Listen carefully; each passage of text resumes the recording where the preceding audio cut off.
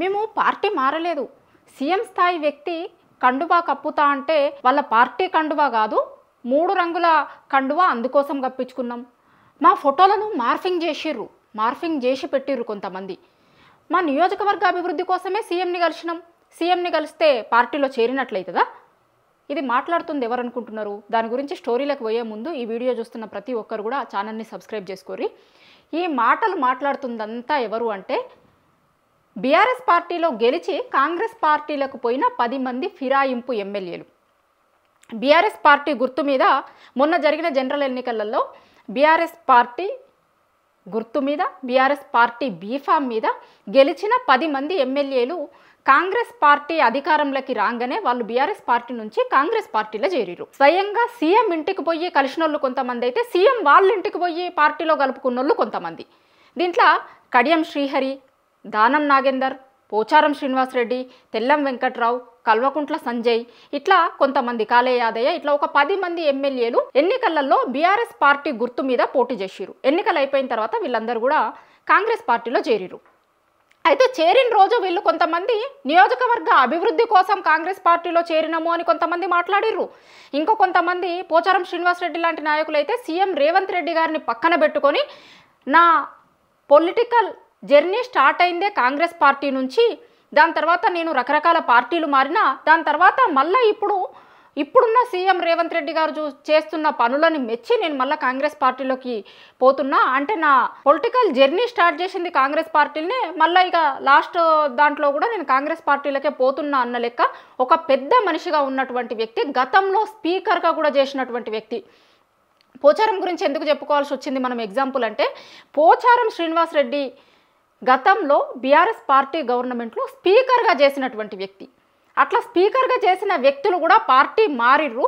ఇప్పుడు మీరెందుకు పార్టీ మారిర్రా, మీరు పార్టీ ఫిరాయించిర్రు అని బీఆర్ఎస్ పార్టీ నాయకులు అంటున్నారు అంటే, వీళ్ళు చెప్తున్న ఆన్సర్లు వింటే ఇవాళ చూస్తున్న తెలంగాణ జనం ఏమనుకుంటారు, కనీసం మాకు ఓట్లేసిన ఓటర్లు ఏమనుకుంటారు అనేది కూడా లేకుండా ఒక్కొక్క ఎమ్మెల్యేలు చెప్తున్న ఆన్సర్లు వింటే షాక్ అవుతారు.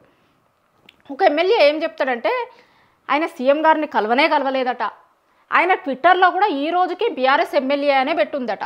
కానీ ఆయన ఫోటోలను మార్ఫింగ్ చేసిరట. సీఎం గారిని కలిసిన తర్వాత ఆయన కండువా కప్పుకున్నట్టు బయట తిరుగుతున్న ఫోటోలు ఏవైతే ఉన్నాయో అవి ఆయన మార్ఫింగ్ చేసిరట. మరి ఫోటోలు మార్ఫింగ్ చేసిర్రు అంటున్నారు. ఆ రోజు స్వయంగా కొన్ని వీడియోలను కూడా రిలీజ్ చేసిర్రు. మరి ఆ వీడియోలను కూడా మార్ఫింగ్ చేసిరా? ఈ సమాధానం ఎమ్మెల్యేలు ఏం చెప్తారు? మరి ఆ వీడియోలను కూడా మార్ఫింగ్ చేసిర్రు అని చెప్తారేమో. ఫోటోలను మార్ఫింగ్ చేసిర్రు అని చెప్తున్నారు, మరి వీడియోలకు ఏం సమాధానం చెప్తారు ఎమ్మెల్యేలు? దాని తర్వాత ఇంకొక ఎమ్మెల్యే ఏమంటారంటే, నేను నా నియోజకవర్గ అభివృద్ధి కోసం సీఎం గారి ఇంటికి పోయినా, సీఎం గారి ఇంటికి పోవడం తప్పవుతుందా? అధికార పార్టీకైనా ప్రతిపక్ష పార్టీకైనా ఆయన సీఎమే కదా, నియోజకవర్గ అభివృద్ధికి నిధులు ఇవ్వాల్సింది ప్రభుత్వం దగ్గర నుంచే కదా, నా నియోజకవర్గ ప్రజల కోసమని నేను సీఎం గారిని కలిసిన అంటుండు. ఇట్లా చెప్తున్న ఎమ్మెల్యే ఇంకొకటి కూడా చెప్తే మంచిగుంటుంది అని ఆ నియోజకవర్గంలో ఉన్న జనం అంటారు. సరే, మీరు సీఎం గారిని నియోజకవర్గ అభివృద్ధి కోసం కలిసిర్రు, ఓకే. మరి మీరు కలిసిన తర్వాత ఎంత అభివృద్ధి అయింది మీ నియోజకవర్గంలో, ఎన్ని నిధులు రిలీజ్ చేసిర్రు, ఎన్ని నిధుల్ని నియోజకవర్గంకి తీసుకొచ్చిర్రో కూడా చెప్తే మంచిగా ఉంటుందని ఆ నియోజకవర్గం జనం అంటున్నారు. ఇంకొక ఎమ్మెల్యే ఏమంటారంటే, ఇప్పుడు పిఎస్సి పదవి ఉంటుంది అసెంబ్లీలో ఒకటి, ఎప్పుడైనా సరే అధికార పార్టీ ఆ పదవి తీసుకోదు, ప్రతిపక్ష పార్టీలో ఉన్నటువంటి ఎమ్మెల్యేకు ఆ పదవి ఇస్తారు. ఇది చాలా ఏండ్ల నుంచి వస్తున్నటువంటి సాంప్రదాయం. అసెంబ్లీని ఫాలో అవుతున్నటువంటి వాళ్ళకి, ఎమ్మెల్యేగా ప్రజా జీవితంలో ఉన్నటువంటి ప్రతి ఒక్కరికి కూడా తెలుసు, పిఎస్సి చైర్మన్ అనేటువంటిది ప్రతిపక్షంలో ఉన్నటువంటి ఎమ్మెల్యేలకు ఇచ్చేటువంటి అది. కానీ బీఆర్ఎస్ పార్టీ నుంచి కాంగ్రెస్ పార్టీలో చేరినటువంటి అరికపూడి గాంధీ ఈ పదవి తీసుకొని ఏం చెప్తాడు అంటే, నేను ప్రతిపక్షంలో ఉన్నా కాబట్టి నాకు ఆ పదవి ఇచ్చిర్రు, ఈ పదవి అనేది ప్రతిపక్ష పార్టీ ఎమ్మెల్యేకే ఇస్తారు కదా అని అన్నారు. అన్న తర్వాత అప్పుడు బీఆర్ఎస్ పార్టీలో ఉన్న ఎమ్మెల్యే కౌశిక్ రెడ్డి ఏమన్నాడంటే, సరే నువ్వు బీఆర్ఎస్ పార్టీలోనే ఉన్నా అన్నావు కదా, మరి మా బీఆర్ఎస్ ఎల్పీ మీటింగ్కి రా, ఒకసారి తెలంగాణ భవన్కి రా, మీరు తెలంగాణ భవన్కి రండి, మీరందరూ కూడా మా ఎమ్మెల్యేలే కదా, మేము మా ఎల్పీ మీటింగ్ పెట్టుకుంటున్నాం, మా భవన్కి రండి అని అడిగారు. ఇప్పటివరకు రాలేదు ఎల్పీ మీటింగ్కి.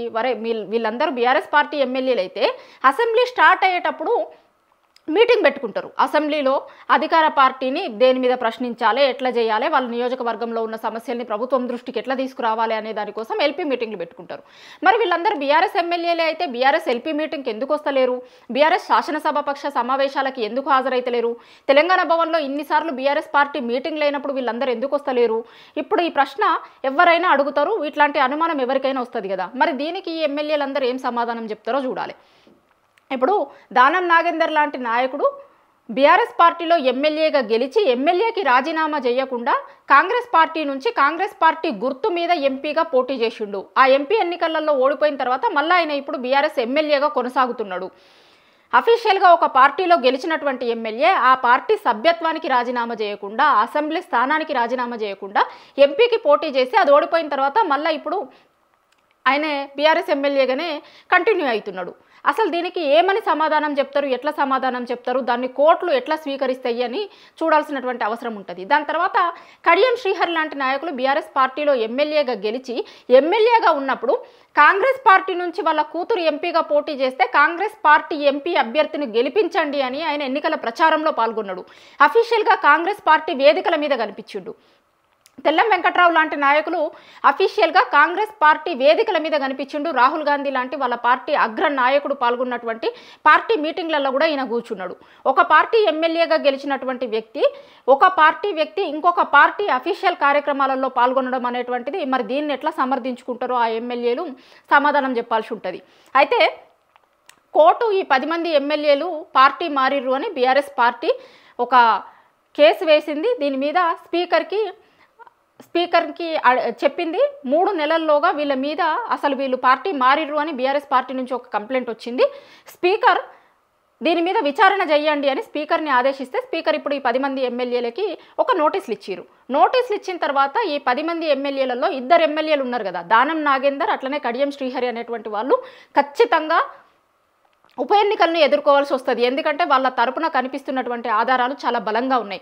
కాబట్టి ఈ ఇద్దరు ఏం చేశారంటే స్పీకర్కి ఇచ్చినటువంటి రిప్లైలో మాకు ఇంకొంత టైం కావాలి, ఇంకొంత టైం తీసుకొని మేము ఇస్తాము అని వీళ్ళిద్దరు చెప్పారట.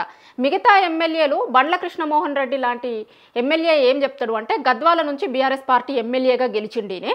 ఈయన స్పీకర్కి ఇచ్చినటువంటి రిప్లైలో ఏముందంటే నేను బీఆర్ఎస్ పార్టీ ఎమ్మెల్యేనే, నేను బీఆర్ఎస్ పార్టీ భావజాలంతోనే పనిచేస్తున్నా, నా ఫోటోలను మార్ఫింగ్ చేసిర్రు, కాంగ్రెస్ పార్టీ నాయకులు కొంతమంది వాళ్ళ ఫ్లెక్సీలలో ప్రకటనలలో నా ఫోటోలను వాడుకుంటే వాడుకోవద్దు, నేను బీఆర్ఎస్ పార్టీ ఎమ్మెల్యేని మీరు ఎందుకు వాడుకుంటున్నారు అని నేను పోలీస్ స్టేషన్లో కంప్లైంట్ కూడా ఇచ్చినా అని ఇట్లా రకరకాల కారణాలతోనే ఆయన ఒక 5-6 పేజీల లెటర్ని స్పీకర్కి ఇచ్చిండు.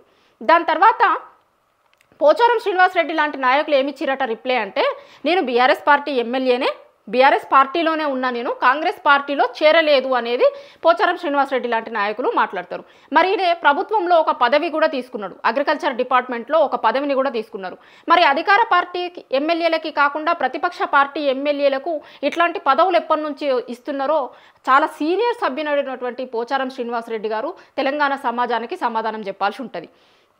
ఇంకా కొంతమంది నాయకులు కాళీ యాదయ్య లాంటి వాళ్ళు కావచ్చు, ఇంకా కొంతమంది నాయకులు ఏం చెప్పారంటే నేను బీఆర్ఎస్ పార్టీ ఎమ్మెల్యేనే, ఈ రోజుకి నా ఇంట్లో కేసీఆర్ గారి ఫోటో ఉంటుంది, బీఆర్ఎస్ పార్టీ ఎమ్మెల్యేగానే ఉన్నా, నేను అసలు పార్టీ ఫిరాయించలేదు, ఎక్కడా కూడా సీఎం స్థాయిలో ఉన్నటువంటి వ్యక్తులు కండువా కప్పడానికి వస్తే అది పార్టీ కండువా కాదు, కాంగ్రెస్ పార్టీ కండువా కాదు, అందుకోసం మేము కప్పుకోవాల్సి వచ్చింది, మా నియోజకవర్గ నిధుల గురించి నియోజకవర్గానికి సంబంధించిన అభివృద్ధి గురించి మాట్లాడేందుకే మేము సీఎం గారిని కలిసినాం కానీ మేము కాంగ్రెస్ పార్టీలో చేరలేదు అని చెప్తున్నారు. ఇది ఎమ్మెల్యేలు స్పీకర్ అడిగినటువంటి ప్రశ్నలకు ఇచ్చినటువంటి సమాధానాలు. అయితే ఇక్కడ తెలంగాణ సమాజానికి ఇంకొక ప్రశ్న ఏమొస్తుంది అంటే నిజంగా పార్టీ మారిన ఎమ్మెల్యేలకు అంత ధైర్యం ఉంటే, ఉప ఎన్నికలను ఎదుర్కొనేటువంటి ధైర్యం ఉంటే, కాంగ్రెస్ పార్టీ గుర్తు మీద పోటీ చేసేంత ధైర్యం ఉంటే ఖచ్చితంగా ఎస్ మేము పార్టీ మారినము అని చెప్పుకోవాల్సింది ఉండే కానీ ఉప ఎన్నికలను ఫేస్ చేయలేకే కాంగ్రెస్ పార్టీ గుర్తు మీద జనాల దగ్గరికి పోతే గనక ఖచ్చితంగా నెగటివ్ రిజల్ట్ వచ్చేటువంటి అవకాశం ఉంటుంది. కాబట్టే పార్టీ ఫిరాయించినటువంటి ఎమ్మెల్యేలు కనీసం చెప్పుకునేందుకు కూడా ఇష్టపడడం లేదు, వాళ్ళు పార్టీ మారినము అనే విషయాన్ని ఒప్పుకునేందుకు కూడా ఇష్టపడడం లేదు. వీళ్ళు ఇక్కడ ఎవరిని మోసం చేస్తున్నారు అంటే ఓట్లేసినటువంటి ఓటర్లను మోసం చేస్తున్నారు. మేము వాళ్ళని బీఆర్ఎస్ పార్టీ ఎమ్మెల్యేలుగా బీఆర్ఎస్ పార్టీ గుర్తుకు ఓటేసినాం కాబట్టి వాళ్ళు ఎమ్మెల్యేలు అయ్యారు, ఇప్పుడు రేపు పొద్దున వాళ్ళు కాంగ్రెస్ పార్టీ గుర్తు మీద ఎన్నికలలోకి రావాల్సి ఉంటుంది, అప్పుడు జనం దగ్గర నుంచి తిరస్కరణ ఎదుర్కోవాల్సి వస్తుంది అనేటువంటి దానితోనే పార్టీ మారినటువంటి ఎమ్మెల్యేలు కనీసం మేము పార్టీ మారినము అని ఒప్పుకునే ధైర్యం కూడా లేదు. ఇట్లాంటి ఎమ్మెల్యేలనా మేము గెలిపించింది అని ఆ నియోజకవర్గంలో ఉన్నటువంటి జనం చర్చించుకుంటున్నారు. ఇవాళ ఎమ్మెల్యేలు ఇచ్చినటువంటి ఆన్సర్ని చూసి, ఎమ్మెల్యేలు స్పీకర్కి ఇచ్చినటువంటి ఆన్సర్ని ఇప్పుడు ఈ 10 మంది ఎమ్మెల్యేలు ఎవరైతే ఉన్నారో వాళ్ళ నియోజకవర్గంలో ఉన్నటువంటి ఎమ్మెల్యేలందరూ, ఆ నియోజకవర్గంలో ఉన్నటువంటి ఓటర్లందరూ కూడా ఇట్లాంటి ఎమ్మెల్యేలనా మేము గెలిపించుకున్నాం, నిజం చెప్పలేనటువంటి ఎమ్మెల్యేలను మేము గెలిపించినమా అనేటువంటిది ఇవాళ అక్కడ ఉన్నటువంటి ఓటర్లందరూ వాళ్ళకు వాళ్ళు మాట్లాడుకుంటున్నారు. 10 మందికి స్పీకర్ నోటీసులు ఇచ్చినటువంటి 10 మందిలో 2 ఎమ్మెల్యేలేమో ఇంకొంత టైం కావాలి అంటే, మిగతా ఎమ్మెల్యేలేమో మేము అసలు పార్టీనే మారలేదు, ఈ రోజుకి కూడా బీఆర్ఎస్ పార్టీ ఎమ్మెల్యేలమే అని చెప్పిర్రు. వాళ్ళు లిఖితపూర్వకంగా ఇది స్పీకర్కి ఇచ్చారు. మరి స్పీకర్ ఏం నిర్ణయం తీసుకుంటారు, దాని తర్వాత బీఆర్ఎస్ పార్టీ ఏం నిర్ణయం తీసుకుంటుంది, మళ్ళీ వీళ్ళు ఇచ్చినటువంటి ఆన్సర్ మీద కోర్టులకు వెళ్తారా, కోర్టుకు వెళ్తే కోర్టు మళ్ళీ ఏం సమాధానం చెప్తుంది, అసలు ఈ అనర్హత అనేటువంటిది ఎటువైపుకి దారి తీయబోతోంది, ఏముంటుంది అనేటువంటిది భవిష్యత్తులో తెలుస్తుంది.